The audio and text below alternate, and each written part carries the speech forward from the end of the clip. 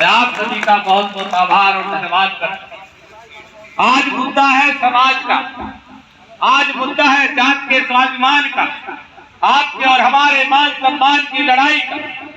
तो मैं आप लोगों के बीच में सिर्फ ज्यादा लंबी बातें नहीं करूंगा और आज पार्टी के लिए भी मना कर दिया है।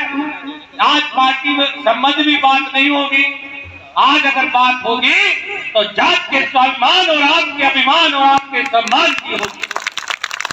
अभी हमारे पूर्व वक्ताओं ने अपने वक्तव्य में जाति के विषय में कहा था, नेट के माध्यम से खोज के कहा था, व्हाट्सएप, फेसबुक, सोशल मीडिया के माध्यम से देख देख के बताया था। लेकिन मैं सुधाकर धीमर आपकी जात का महार धीमर बगैर नेट खोले, बगैर मंच के उसके बगैर सोशल मीडिया के आपको स्पष्ट ऐसे ही बताने का मैं काम करूं।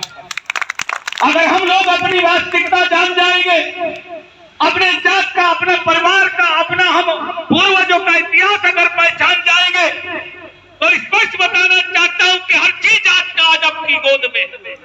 आप उस समाज से चलकर आते हैं जिस समाज के में जिस महान समाज में लोग योद्धा पैदा हुए हैं। जैसा भी भाइयों ने नेट पे खोल कर भी आपको बताया, आपकी जाति कोई कमजोर जात के लोग नहीं है, आप एक महान समाज के लोग हैं।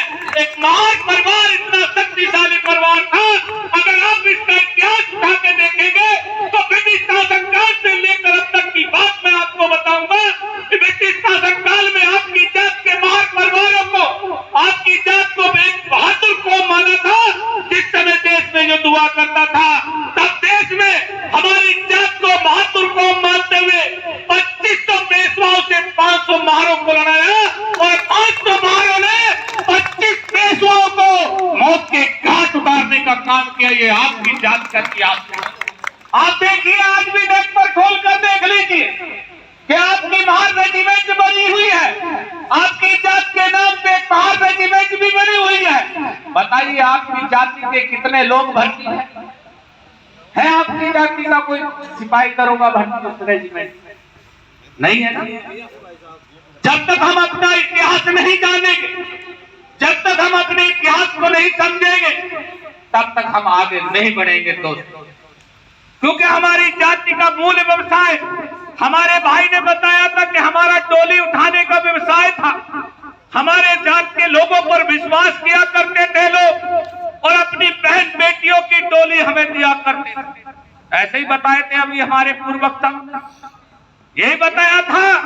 लेकिन मैं आपको बताना चाहता हूं कि ब्रिटिश शासन काल में आपकी जाति की जब जनगणना होती है, आपके अधिकार जब छीने जाते हैं, आप लोगों को पता ये नहीं है कि आपके अधिकार छीनने के लिए बुद्धिजीवी लोगों ने कलम की चोट से आपको समय समय पे गुलाम बनाए रखने की नीयत से आपके अधिकार छीने जाते रहे।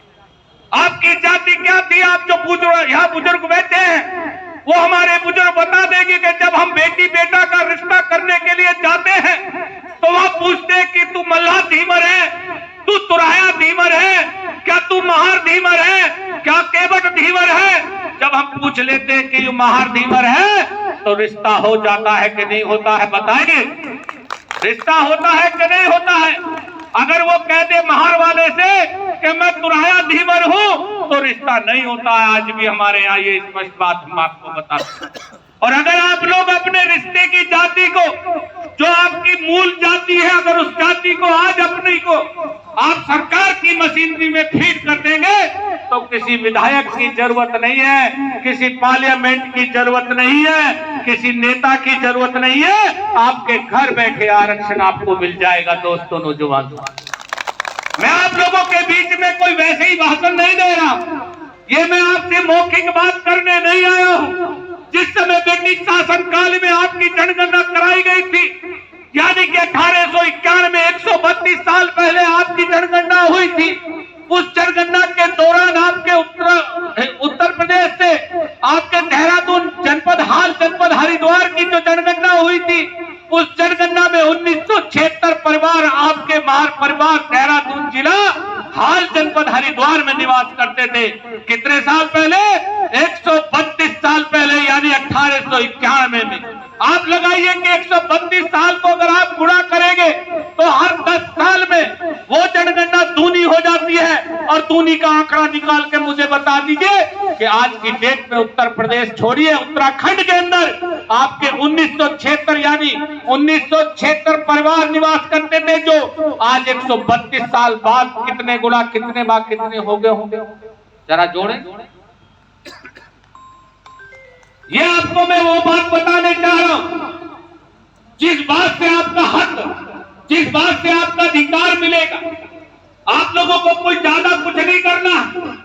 आप बताइए कि कश्यप जाति है हमारी, बताइए कोई भाई एक बताए कि हमारी कश्यप जाति है, इतने पूर्वज बैठे हैं, जुम्मेदार बैठे हैं। एक ब्राह्मण जाति होती है, उस ब्राह्मण जाति में टाइटल कितने होते हैं?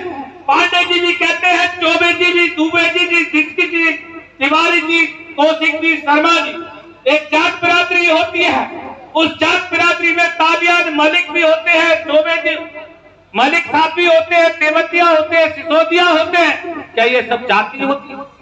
उसी प्रकार मेरी जाति कश्यप नहीं है नौजवान साथियों, हमारी मूल जाति महार है और तुराया है, केवट है, मल्ला है। ये हमारी मूल जाति है जिससे हमारा रिश्ता होता है। बताओ गलत कह रहे हैं कि सही कह रहे हैं?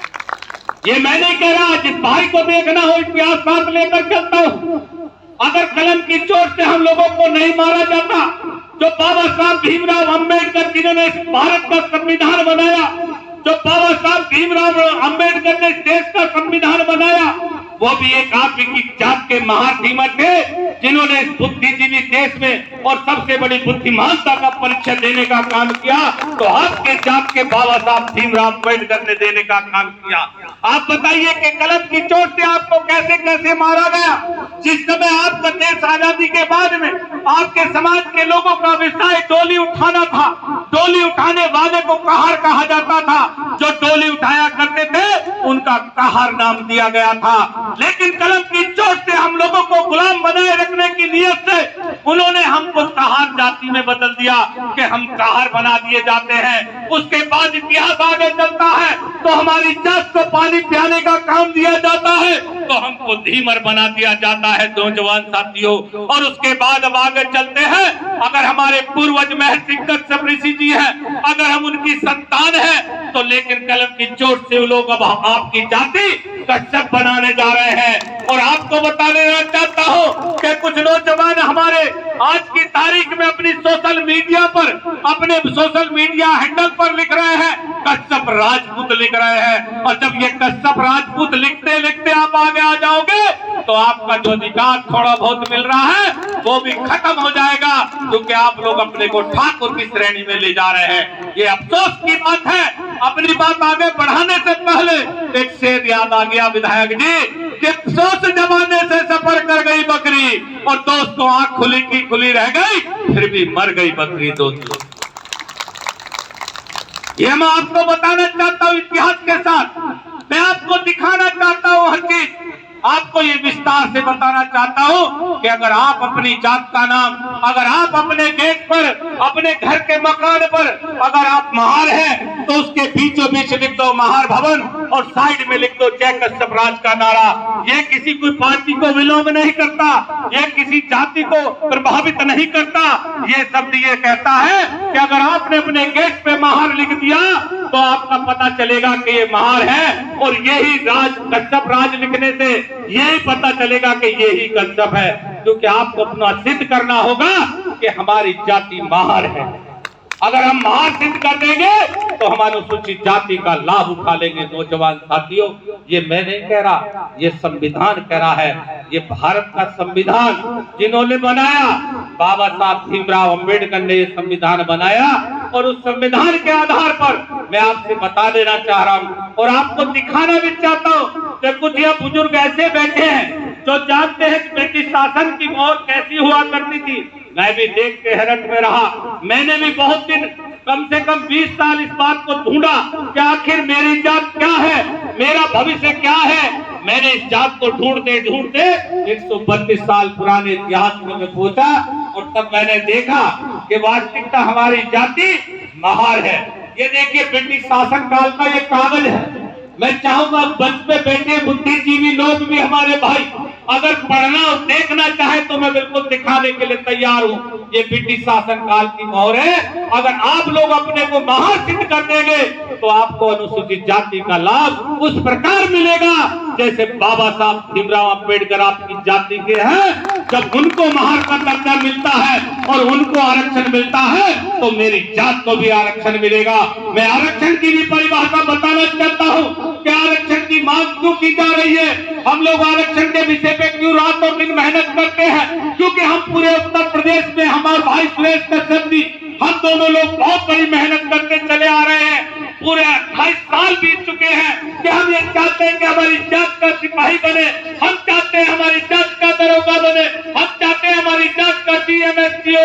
हम लोग विधान परिषद में होते हैं या विधानसभा में होते हैं या मंत्रिमंडल में होते हैं, दूर दूर तक देखते हैं कहीं हमारी जात का सिपाही और दरोगा नजर नहीं आता है। माताओं, बहनों, दोस्तों, नौजवान साथियों, पूरे दिन हम दूसरे लोगों की मदद करते हैं, लेकिन सांस को जब सोचते हैं कि यार हमारी जात का भी कोई माहा धीमर आया, कोई तुरहा धीमर भी आया, कोई मल्हा धीमर भी आया, लेकिन दोस्तों, नौजवान साथियों, हमें कोई दूर दूर तक नजर नहीं आता।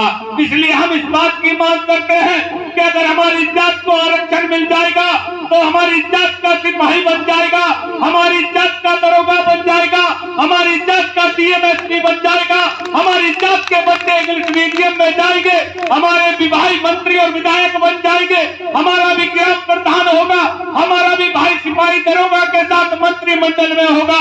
इसलिए मैं आप लोगों से और इस टीम को पुनः आभार धन्यवाद करता हूं जिन्होंने आप लोगों में जोश भरने का काम और हम जैसे दूरदर्शी लोगों को बुलाकर आप लोगों के दर्शन कराने का काम किया है। मैं आपके कश्यप एकता मंच का उन्हें आभार और धन्यवाद करता हूं और आशा करता हूं निकट भविष्य में आप लोगों के लिए अगर आपका पसीना गिरेगा तो सुधाकर धीमर खून देने का काम करेगा। ये आपसे वादा करता हूं। और रहा सवाल सरकारों में पद लेने का, रहा सवाल मंत्री बनने का, ये तो आप लोगों में अंदर ताकत होनी चाहिए, ये आप लोगों के अंदर जोश और उत्साह होना चाहिए। जो आप अपने भाइयों को मंत्रिमंडल में बैठाएंगे तो आपको मजबूती मिलेगी। आप देख रहे हो छोटी बच्ची किस हाल में बैठी है।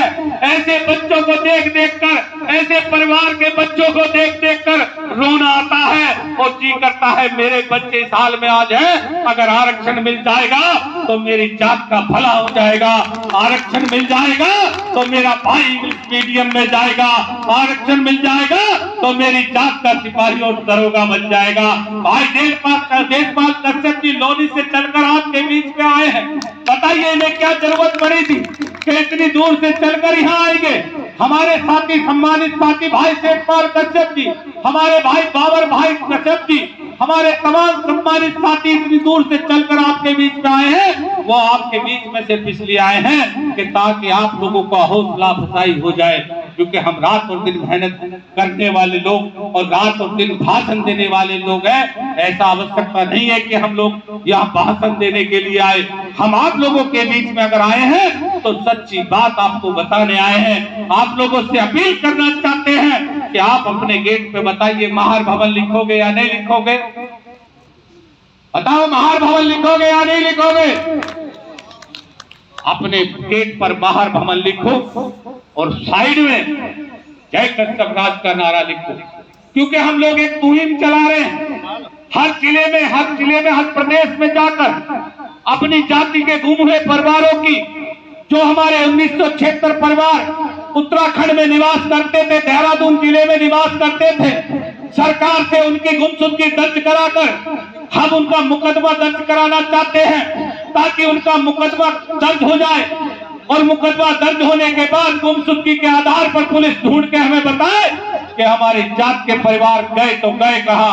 अगर वे हमारे परिवार मिल जाएंगे तो आरक्षण घर बैठे मिल जाएगा। वो कैसे मिल जाएगा? जब पुलिस और राजस्व विभाग आपके गांव गली में जाएगा, आपके गांव गली में देखेगा कि रामपाल के घर पर लिखा है महार भवन और इसी के घर के गेट पर लिखा है जय कश्यप राज का नारा, तो समझ लिए लेखपाल और पुलिस कहेगी कि गांव फला में हम गए, वहां महार परिवार फलाने का परिवार पाया गया। और आप जानते हैं राजस्व विभाग का लेखपाल ही आपकी कानून को लेखपाल रिपोर्ट लगाता है और वही कहता है कि महार परिवार फला गांव में पाया गया। अगर आपका बेटा आरक्षण के लिए प्रमाण पत्र बनवाने जाएगा तो बताइए महार प्रमाण पत्र बनेगा कि नहीं बनेगा? बताइए बनेगा कि नहीं बनेगा? बताइए किस विधायक की जरूरत है? तो इसलिए हमारी आपसे अनुरोध है कि आप अपने अपने मकान पर ये जरूर लिखें